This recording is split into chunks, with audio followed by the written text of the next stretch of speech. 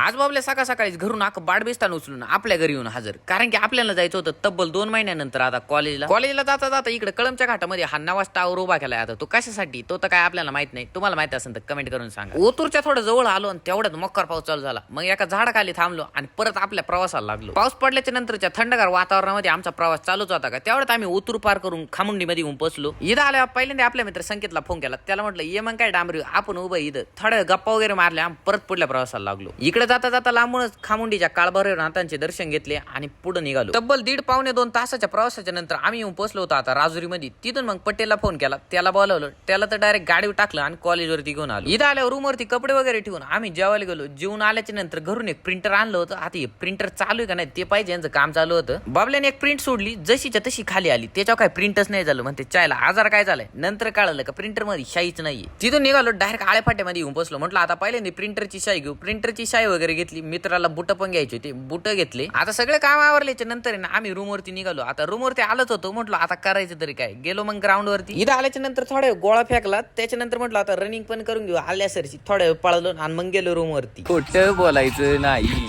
अजिबात नाही. कॉपी करायची नाही. तिथं पारच नाही.